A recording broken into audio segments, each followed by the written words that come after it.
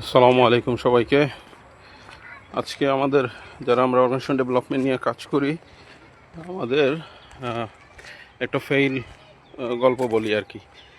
সত্যি কথা বলতে কি, যারা অর্গানাইজেশনের সেলস লিডার থাকে কিংবা যারা মোটামুটি বিজনেসের রেভিনিউ ফ্রন্টলাইনে থাকে, মোটামুটি সবাই তাদেরকে তেল মেরে চলতে হয়। এটাই অঘোষিত নিয়ম, যদিও পুঁথিগত বিদ্যায় বলে যে সবাই টিম ওয়ার্ক, এটা সেটা।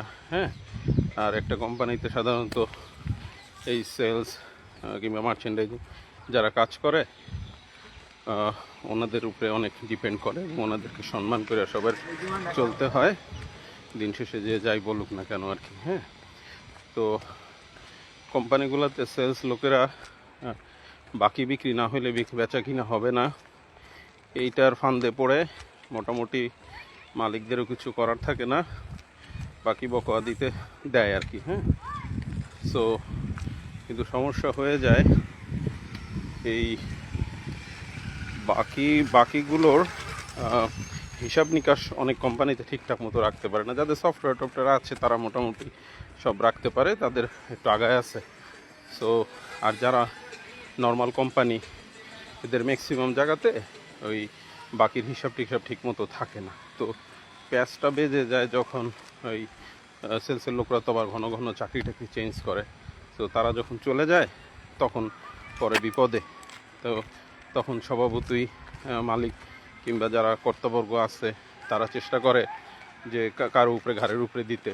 হ্যাঁ, সো অন্য সেলসের লোকেরা তখন চিন্তা করে আমার নিজের পেইন নিয়ে বাঁচতে পারি না, তো অন্যের যারা সন্তানকে আমি কেন মানুষ করতে যাব। তখন আর কি এই বিপদের মধ্যে থাকে সবাই আর কি। সো সেলসের লোক তো ধরেন চলে যায়, আবার এদিকে এইচআর লোকেরা পরে আর এক বিপদে। লেবার ল বলছে যে চলে যাওয়ার 30 দিনের মধ্যে তার সব কিছু সেটেল করতে হবে। হ্যাঁ, সো আবার এখন লেবার ল আবার এমন একটা ল, যেই ল আসলে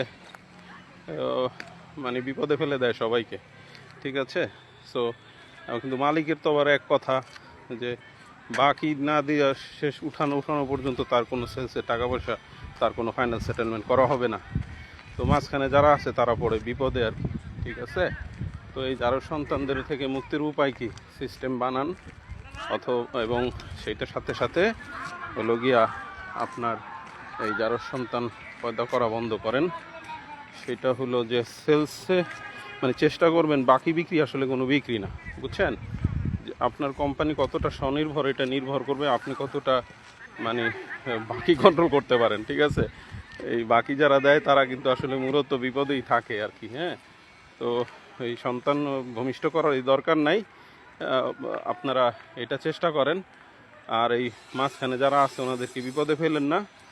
আর যদি একান্ত কোনো উপায় না থাকে তো যারা ভিতরে এই দায়িত্বগুলো পায়া বসেন সেটেলমেন্ট করা, তারা একটু সউদ্যোগী হইয়া নিজের কাজ তো করতেই পারবেন, তো অন্যের সন্তানটাকে না হয় একটু মানুষ করে বাকি বুকি উঠাইয়া একটা ক্লোজিং দিয়েন আর কি। ঠিক আছে, না হলে যারা এই অ্যাকাউন্টসে থাকে, যারা এইচআরে থাকে, হ্যাঁ, সবাই একটা বিপদের মধ্যে থাকে আর কি। তো ওনাদেরকে ভাই ব্রাদার হিসেবে একটু বিপদ থেকে উদ্ধার করেন।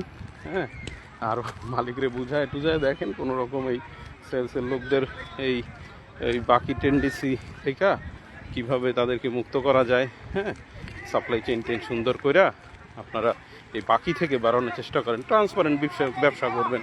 ঠিক আছে, এখন এই দিবেন সার্ভিস ভালো দিবেন, প্রোডাক্ট ভালো দিবেন। হ্যাঁ, উল্টাপাল্টা প্রোডাক্ট দেওয়া বাকি বুক দেওয়া নিজেও ডুববেন, আর যাদেরকে দিবেন তাদেরও ডুবানোর দরকার নেই। ভালো ভালো ব্যবসা করেন। ঠিক আছে, সবাইকে ধন্যবাদ।